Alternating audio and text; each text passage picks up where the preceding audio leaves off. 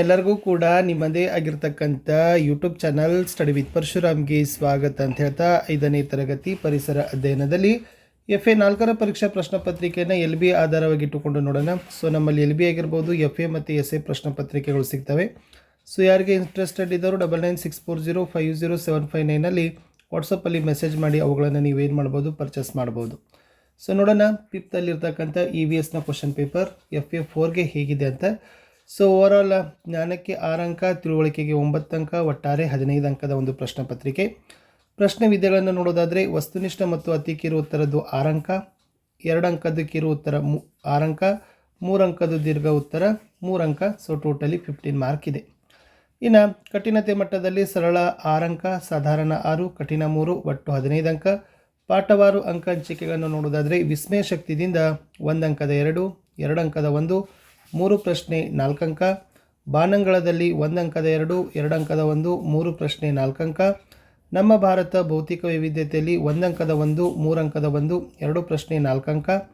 ನಮ್ಮ ಭಾರತ ರಾಜಕೀಯ ಮತ್ತು ಸಾಂಸ್ಕೃತಿಕದಲ್ಲಿ 1 ಅಂಕದ 1, 2 ಅಂಕದ 1, 2 ಪ್ರಶ್ನೆ 3 ಅಂಕ.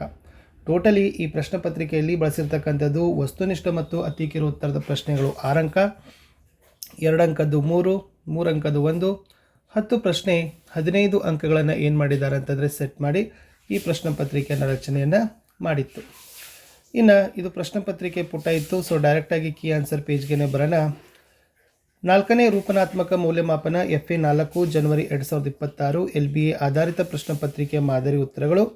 ತರಗತಿ 5 ವಿಷಯ ಪರಿಸರ ಅಧ್ಯಯನ, ಅಂಕ 15, ಅವಧಿ 45 ನಿಮಿಷ.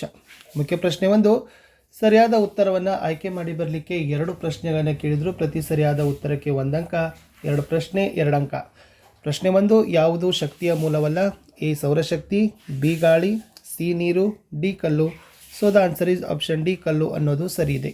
2ನೇ ಪ್ರಶ್ನೆ, ಸೌರವ್ಯೂಹದ ಕೇಂದ್ರ ಬಿಂದು ಯಾವುದು? A ಭೂಮಿ, B ಚಂದ್ರ, C ಸೂರ್ಯ, D ಮಂಗಳ.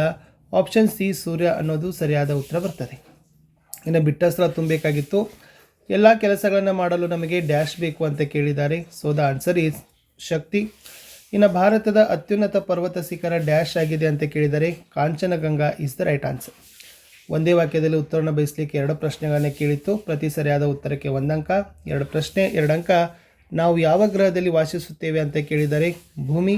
ಭಾರತ ದೇಶಕ್ಕೆ ಯಾವಾಗ ಸ್ವಾತಂತ್ರ್ಯ ದೊರಕಿತು ಅಂತ ಕೇಳಿದರು ಆಗಸ್ಟ್ 15, 1947 ವರ್ಷದಂದು ಭಾರತಕ್ಕೆ ಸ್ವಾತಂತ್ರ್ಯ ಲಭಿಸಿತ್ತು. ಇನ್ನು 2 ಮಾರ್ಕ್ಸ್ ಕ್ವಶನ್ಸು 3 ಇದ್ದಾವೆ. ಈಚ ಕ್ವಶನ್ನ ಕ್ಯಾರಿ 2 ಮಾರ್ಕ್. ಓವರಾಲ್ ಏನಪ್ಪ ಅಂತಂದರೆ 6 ಮಾರ್ಕ್ಸಲ್ಲಿ ನಿಮಗೆ ಸಿಗ್ತದೆ. ಪ್ರಶ್ನೆ 7, ಮನೆಯಲ್ಲಿಯೇ ಶಕ್ತಿಯನ್ನು ಉಳಿಸಲು 2 ಮಾರ್ಗಗಳನ್ನು ಬರೀರಿ ಅಂತ ಕೇಳಿದರು. ಸೊ ಯಾವ ಪ್ರಮಾಣದಿಂದ ನೀವು ಶಕ್ತಿಯನ್ನು ಉಳಿಸ್ಬೋದಂದರೆ ಲೈಟ್ಗಳು ಮತ್ತು ಫ್ಯಾನ್ಗಳನ್ನು ಅಗತ್ಯವಿಲ್ಲದಿದ್ದಾಗ ಆಫ್ ಮಾಡಲೇಬೇಕು. ಇನ್ನು ಸೌರ ಉಪಕರಣಗಳನ್ನು ಏನು ಮಾಡಬೇಕಪ್ಪ ಅಂದ್ರೆ ಬಳಕೆಯನ್ನು ಮಾಡಬೇಕು ಅನ್ನೋದನ್ನು 2 ಬಳಸಿದರೆ ಸಾಕು. 8ನೇ ಪ್ರಶ್ನೆ, ಸೌರಮಂಡಲ ಅಂದರೆ ಏನು? ಸೊ ಸೂರ್ಯ ಮತ್ತು ಅದರ ಸುತ್ತಲೂ ತಿರುಗತಕ್ಕಂಥ ಗ್ರಹ, ಉಪಗ್ರಹ, ಗ್ರಹಿಕೆ ಮತ್ತು ಧೂಮಕೇತುಗಳು ಇವೆಲ್ಲವುಗಳನ್ನು ಸೇರಿ ರಚನೆಯಾದ ಒಂದು ವ್ಯವಸ್ಥೆಯನ್ನು ಏನಂತ ಕರೀತಾರಪ್ಪ ಅಂದರೆ ಸೌರಮಂಡಲ ಅಂತಲೇ ಕರೆಯೋದು. ಇನ್ನು ಭಾರತವನ್ನು ಸುತ್ತುವರಿದಿರುವ ಜಲರಾಶಿಗಳು ಯಾವುವು ಅಂತ ಕೇಳಿದ್ದಾರೆ. ಸೊ ಮುಖ್ಯವಾಗಿ 2, ಒಂದು ಲಕ್ಷದ್ವೀಪ ಬರ್ತದೆ, ಇನ್ನೊಂದು ಅಂಡಮಾನ್ ಮತ್ತು ನಿಕೋಬಾರ್ ದ್ವೀಪಗಳು ಅಂತ ಬರ್ತದೆ. ಈ ಲಕ್ಷದ್ವೀಪ ಮತ್ತು ಅಂಡಮಾನ್ ನಿಕೋಬಾರ್ ದ್ವೀಪಗಳು ಇವೆರಡೂ ಕೂಡ ಏನಪ್ಪ ಅಂದ್ರೆ ಭಾರತವನ್ನು ಸುತ್ತುವರಿದಿರುವ ಜಲರಾಶಿಗಳೇ ಆಗಿದ್ದಾವೆ. ಇನ್ನು 3 ಅಂಕದ ಪ್ರಶ್ನೆ ಇತ್ತು. ಭಾರತದ ಭೌತಿಕ ವಿಭಾಗಗಳನ್ನು ಉದಾಹರಣೆಗಳೊಂದಿಗೆ ಬರಿಬೇಕಾಗಿತ್ತು. ಅದು ಹಿಮಾಲಯದಲ್ಲಿರ್ತಕ್ಕಂಥ ಪರ್ವತಗಳು, ಉತ್ತರದ ಸಮತಟ್ಟು ಕೃಷಿಗೆ, ಪೀಠಭೂಮಿ ದಕ್ಷಿಣದ ಭಾಗ, ಕರಾವಳಿ ಸಮತಟ್ಟು ಮೀನುಗಾರಿಕೆ, ಥಾರ್ ಎಡಚರು ಮರಳು ಬೆಟ್ಟಗಳು ಅನ್ನೋದನ್ನು ಬರೆದಿದ್ದಾರೆ. ಸೊ ಇವೆಲ್ಲ ನೀವು ಏನು ಮಾಡ್ಬೋದಪ್ಪ ಅಂತಂದರೆ ಅಂದರೆ ಹಿಮಾಲಯದಲ್ಲಿ ಪರ್ವತಗಳು ಬರ್ತವೆ, ಉತ್ತರದ ಸಮತಟ್ಟು ಕೃಷಿಗೆ ಬರ್ತದೆ, ಪೀಠಭೂಮಿ ದಕ್ಷಿಣ ಭಾಗದಲ್ಲಿ ಇದೆ, ಕರಾವಳಿ ಸಮತಟ್ಟು ಮೀನುಗಾರಿಕೆಗೆ ಉಪಯೋಗ, ಥಾರ್ ಎಡಚರ ಅನ್ನೋದು ಮರಳು ಬೆಟ್ಟಗಳೇ ಆಗಿದ್ದಾವೆ.